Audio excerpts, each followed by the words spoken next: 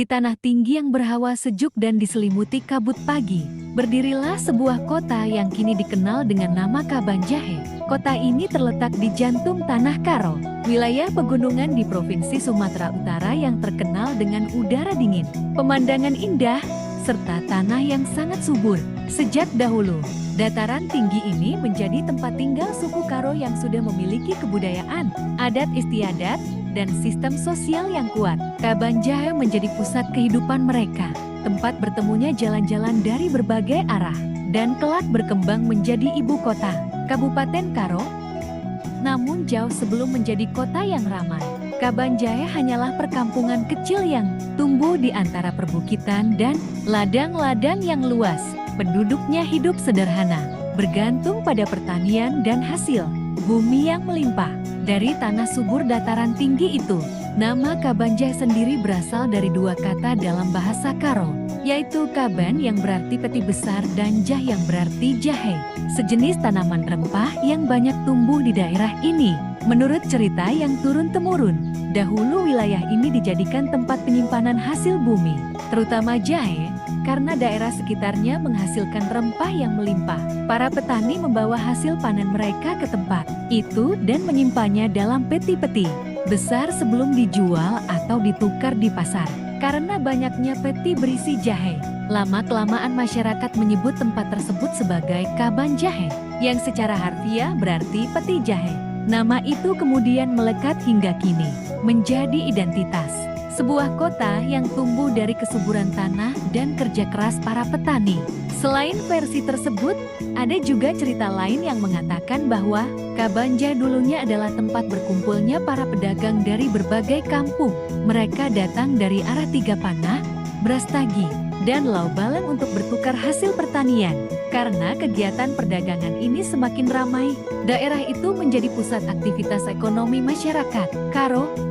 Namun apapun asal-usulnya, makna yang terkandung tetap sama. Kabanjahe adalah simbol dari kerja keras, hasil bumi, dan semangat berdagang masyarakat Karo.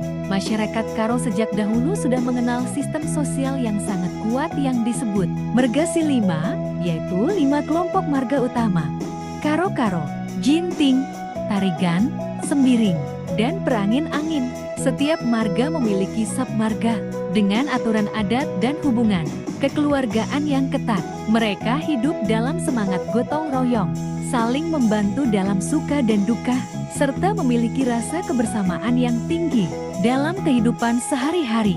Masyarakat Karo mengenal tradisi Dalikan Sitelu, yaitu hubungan antara 3 peran utama dalam adat: Kalimubu, Senina, dan anak beru. Hubungan sosial ini menjadi dasar dalam setiap kegiatan adat seperti pernikahan, kematian, dan upacara keagamaan.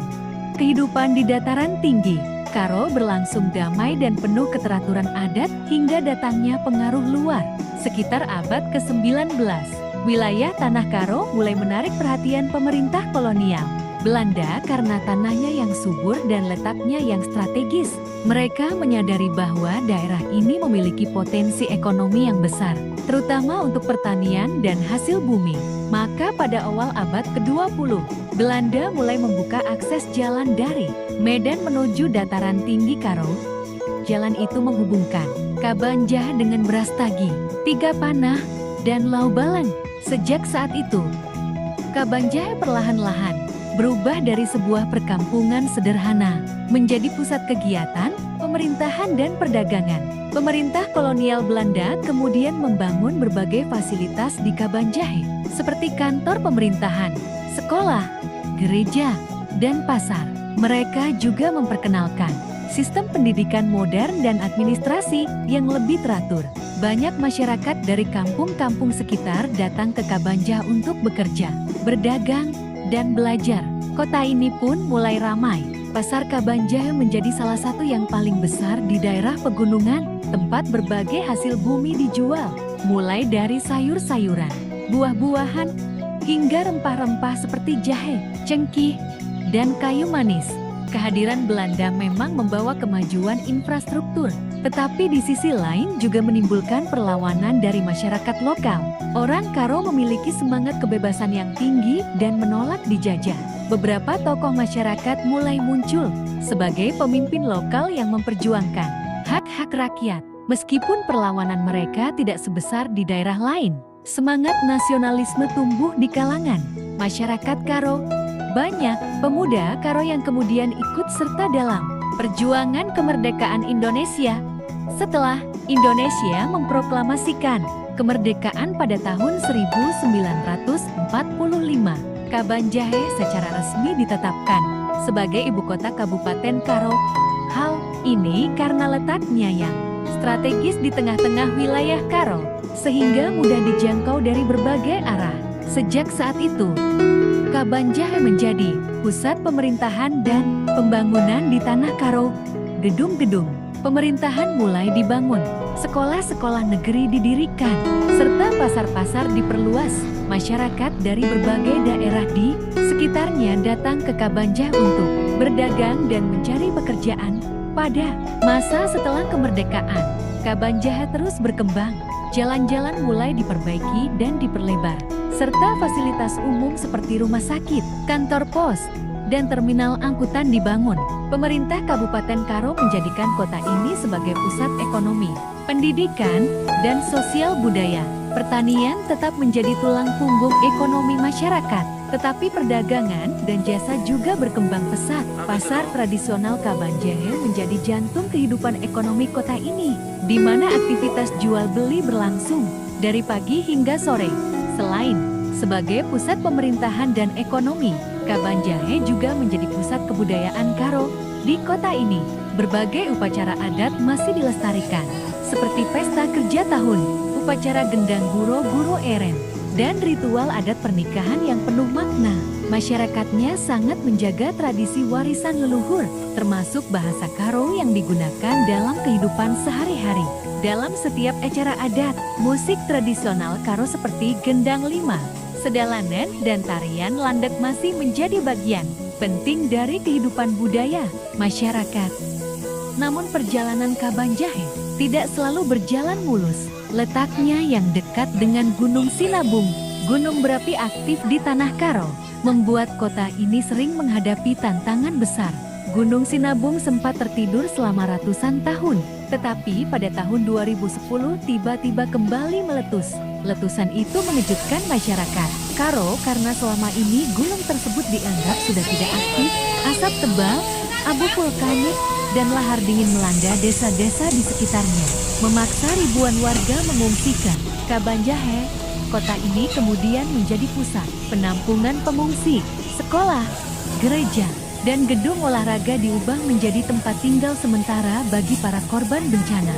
Pemerintah, relawan, dan masyarakat bergotong royong memberikan bantuan makanan, pakaian, dan obat-obatan. Situasi itu menunjukkan betapa kuatnya solidaritas dan kepedulian masyarakat Kabanjahe terhadap sesama.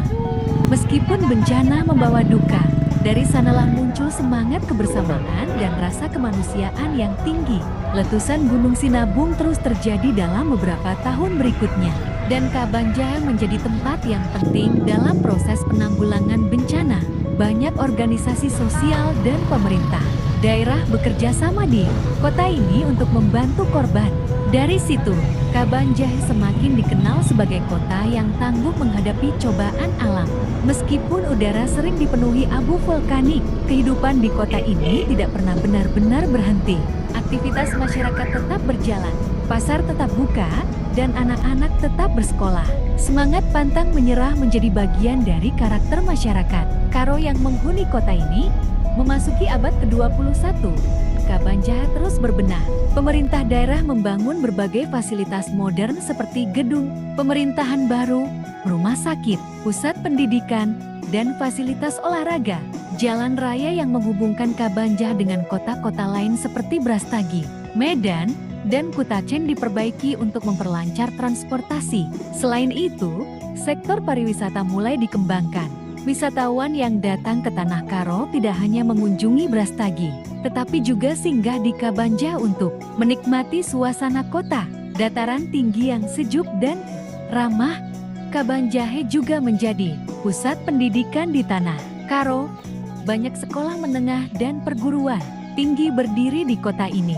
menarik pelajar dari berbagai daerah. Kehadiran lembaga pendidikan ini menjadikan Kabanjahe sebagai kota pelajar di pegunungan, tempat anak-anak muda menimba ilmu sambil tetap mempertahankan nilai-nilai budaya lokal. Dari sisi budaya, Kabanjahe tetap menjadi simbol kehidupan masyarakat Karo yang berpegang pada adat istiadat. Meskipun modernisasi membawa banyak perubahan, masyarakat di kota ini masih memegang erat nilai-nilai tradisional, seperti rasa hormat kepada orang tua, kebersamaan dalam keluarga besar, serta semangat gotong royong. Dalam setiap pesta adat, lagu-lagu tradisional Karo masih menggema, dan pakaian adat dengan motif khas warna merah, hitam, dan putih masih digunakan dengan bangga. Kini Kabanjahe telah tumbuh menjadi kota yang maju dan ramai, tetapi tetap mempertahankan jati dirinya sebagai pusat budaya Karo. Di tengah kemajuan zaman, kota ini tetap menjaga keseimbangan antara tradisi dan modernitas. Gedung-gedung pemerintahan berdiri berdampingan dengan rumah-rumah tradisional, dan pasar tradisional tetap menjadi denyut nadi ekonomi. Udara sejuk, keramahan penduduk, dan kekayaan budayanya menjadikan Kabanjahe salah satu kota yang unik di Sumatera Utara. Kabanjahe bukan sekadar ibu kota kabupaten. Ia adalah simbol dari perjuangan dan keteguhan masyarakat Karo. Dari tempat sederhana penyimpanan jahe, kota ini tumbuh menjadi pusat pemerintahan dan kebudayaan. Ia menyimpan kisah panjang tentang tanah yang subur, rakyat yang gigih, dan semangat kebersamaan yang tidak pernah padam. Dalam setiap tiupan angin pegunungan dan kabut pagi yang menyelimuti, seolah alam mengingatkan bahwa Kabanjahe lahir dari kerja keras, kesetiaan pada tanah, dan cinta terhadap warisan leluhur. Kini dan nanti, Kabanjahe tetap menjadi jantung tanah Karo, tempat di mana sejarah, alam, dan budaya berpadu menjadi satu dalam harmoni yang abadi.